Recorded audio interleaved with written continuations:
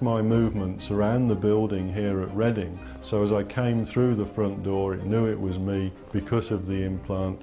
It switched on the light, said hello, and so on. Impressive enough, but it's a big leap from tracking people to changing the way they think and behave. To my knowledge, in humans, the technology is still fairly limited. There is quite a bit of work helping humans move around again for medical purposes, but in terms of implants for tracking people or even controlling people, my own feeling is we're a few years off yet it actually being used in practice. But not everyone's convinced. The technology is there if they want to do that. That person could be easily programmed into a satellite, and satellite can do the job of the tracking through the computers. The sort of power that you need in order to change people's thoughts would seem to be extreme. You'd need an enormous microwave transmitter that is probably as big as the UK. I think it would be very, very difficult for such implants to go undetected. But there are easier ways to keep track of people.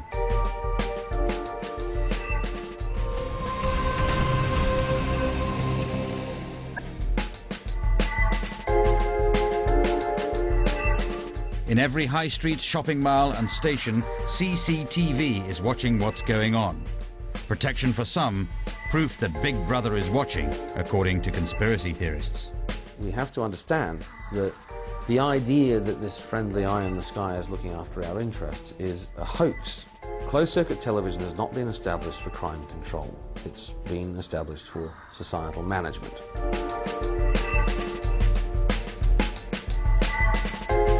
The other way of looking at it is saying, let's look at the entire population and then work backwards so that we can eliminate those who are within the bell curve of normality and end up with a reduced number who should be placed under suspicion. So this second approach is now being used by agencies all over the world. Mass surveillance reducing to a series of targets. That's what privacy advocates call a nightmare. At least you can see these cameras. For conspiracy theorists, hidden surveillance is far more worrying.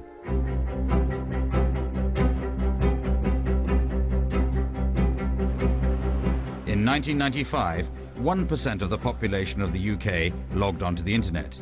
In less than 5 years, that figure rose to 30%. Many believe this source of information is changing the way we live. The future is information, because what's happening is our culture is being taken over by evolving information organisms.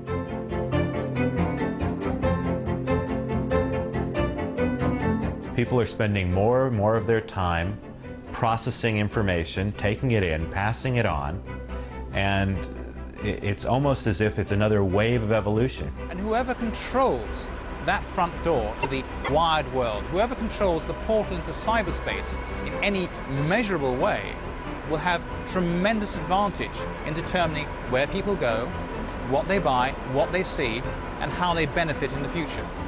We communicate online, bank online, shop online, book holidays online, even satisfy sexual needs online. But what happens to the information traces we leave on the net? New research shows that many people still don't think the internet is a safe place to Barclays shop. Bank has this evening reopened its internet banking service after a serious security problem. Now the latest safety scare about bank accounts on the internet. The problem today is that we are in danger of sacrificing personal privacies to gain the most advantage from the world of the internet. It's probably fair to say that 10, 15 years ago it was impractical for agencies to place the population at large under surveillance. That certainly isn't the case now. When you visit most internet sites, it's more than likely that something called a cookie will be deposited on your PC. That's a quick and easy way of identifying who you are, where you come from. The disadvantages are that it actually leaves a trail as you go through websites. And so that's perhaps where the danger lies, in that you have no option in being able to say, hey, I don't want the world to be able to track me through the internet. Conspiracy theorists believe this was the intention of information technology companies all along. There's no doubt that all of the large multinationals in the IT sector were complicit in arranging to weaken the security of their products. Much has been said about the covert activities of large organizations such as Microsoft. And it's certainly true that those organizations have tended to be very sympathetic to the views of surveillance authorities. In 1998, Microsoft developed an operating system with internet access built into it. When new users typed in their details to register, the company was allegedly able to keep tabs of what the people then did on their computers. There was a big flap about the registration wizard sending information like what the configuration of your computer was, and the big one was what other programs you're running on your computer. I can definitely see why people get upset about that, and Microsoft certainly shouldn't have done it without people's permission. But the reasons for things like that is just some technical group was assigned to write this thing and didn't think about the consequences. This seemingly innocent explanation doesn't satisfy everyone. There is a sense that as we see the internet evolve, as we see it mature, that there are more and more layers of control over the content of that medium. And there's no question that large institutions are doing everything in their power to create controls, because once you've established controls, you have established a market base for the development of products and services. You have also established the ability to place under surveillance a vast range of activities of tremendous value to the authorities. So the conspiracy theorist's view is that the internet is a carefully orchestrated surveillance device.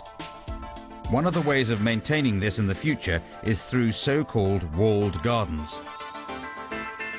Rather than have an open network, users will have to go through service providers like AOL and Microsoft, who may apply their own conditions and restrictions.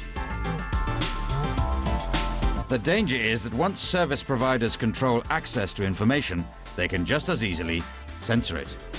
I think that for every garden wall that's built, a week or two later, someone's found a way to vault over that wall. It's really an arms race in technology and on the internet, and it's very, very difficult to keep information away. The key points to pull out of the internet debate is that the internet